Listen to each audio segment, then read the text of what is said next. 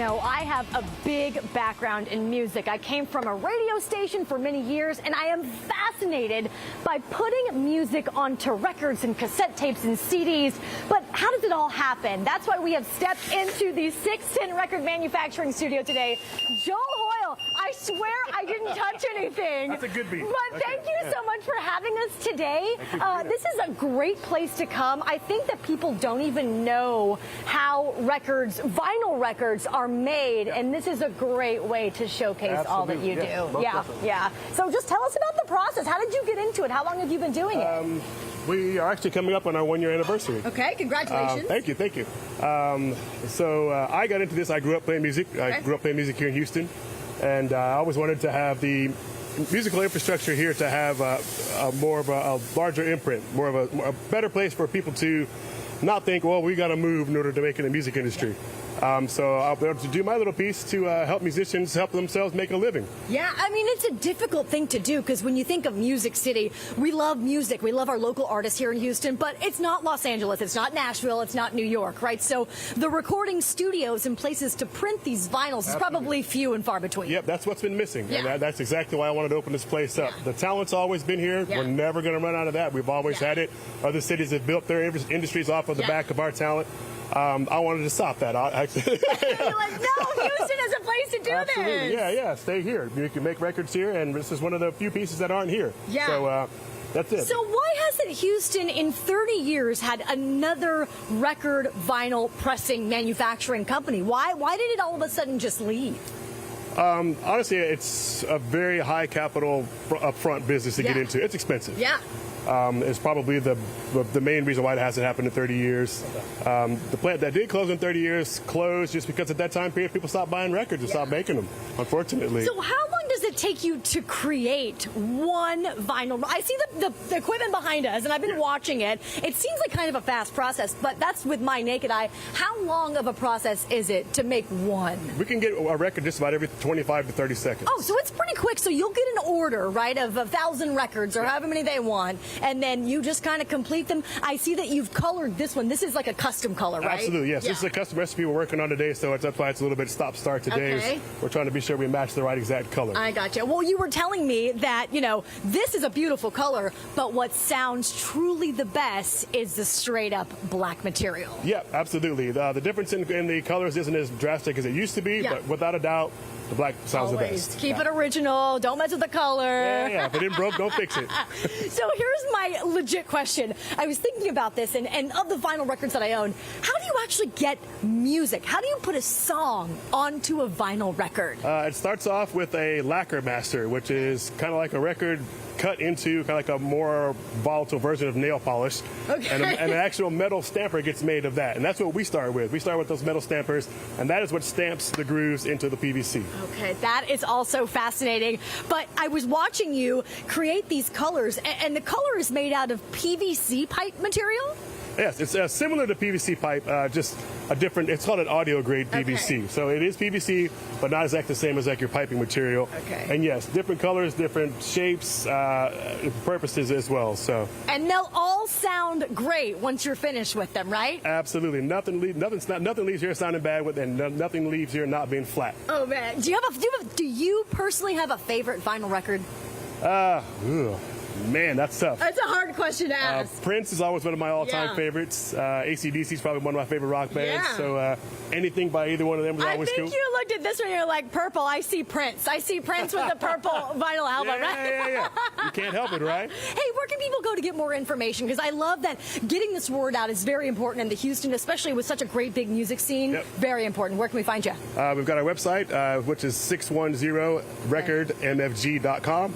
And then at 610, same thing, at 610 Record MFG on all the social media. All right. We're not going to go anywhere, Derek and Tessa, because you promised, Joel, that you're going to show me how this machine works. Yes. It looks like everything is taken care of just in one compressed piece of equipment. Yes, we're lucky. We have really awesome fully automatic presses, and you can push the button. I get to push the button. Did you hear that? Derek and Tessa, I can't mess it up just by pushing one button. But back to you guys in Studio B for now. I love that it's so old school, but also extremely high-tech at the same time. I love it too, and it just means people crave those vintage classic things. And Purple Rain, great album. Nothing like it. That Prince album coming up.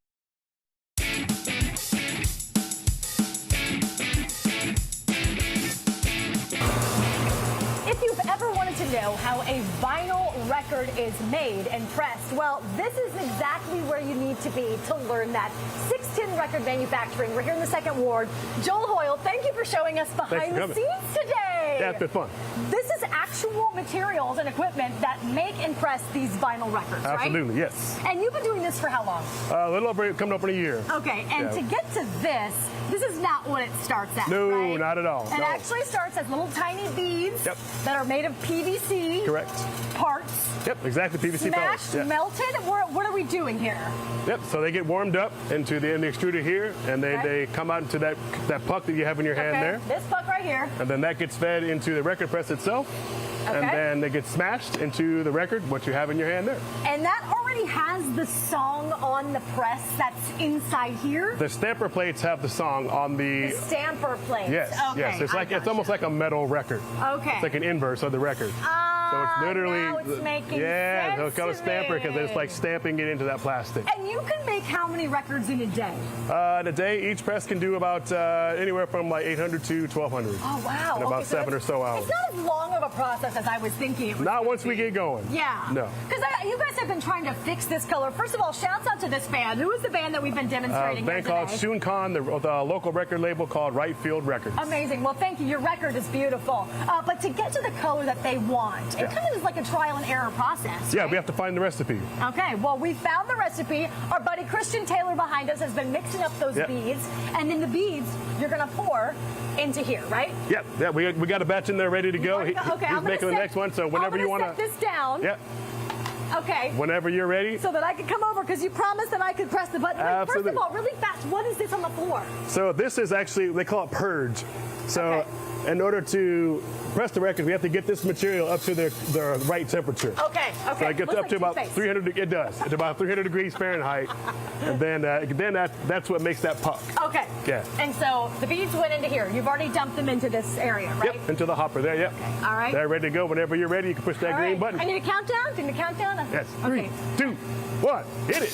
There we go. And then we'll walk around just to be sure we actually get a record. Okay. So let's see this process unfold. And this one right here, Joel, that's not the record that's being pressed. That's just kind of a buffer for the bottom, correct? Correct. Sorry, it made a little weird noise. Want to be sure we're actually getting what we want here. All right, so this one may not come off the press. It's looking a little funky. The material may have gotten too cold. So it always takes a little bit of trial and error. Absolutely, it is manufacturing, 100%. The perfect record, which you got to appreciate the whole experience to get to the whole great product like this right here. I mean, you guys have been working on this color since we've been here. Look at that. Yeah, it's like making here, it's very hot. Yeah, it's still about 200 or so degrees here. And it just trimmed off the rim of the outside, right? Yep, so that's what it's doing at the trimming table. So there, it kind of pauses to help it cool down even further. And then it'll come over here and drop it on the output spindle. Okay, and then that means it's done, right? That means it's done. Oh, nice and pretty. Now, I know it's a little bit warm. Could you take it out and play it on a record player right away? Yes, absolutely. And that's actually part of our quality control process. So earlier when I was hiding in there, that's what I was doing. You were listening. You got the record player here. Now, I know I'm going to ask you a silly question, but you definitely choose a record player over a CD player, over a cassette player any day, right?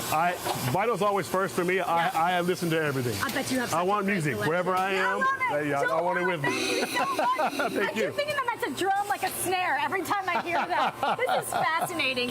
610 Record Manufacturing. This is so great. It's so Houston. Thank you for sharing this Thank you for being here. We appreciate it. I'm going to put a link up at HoustonLife.tv, and I hope you get a lot of bands that come in here and make their records. Absolutely. Come by anytime. Okay. I'm going to work. I pressed the button well. Yes. Derek and Tuss, you made a record. you guys.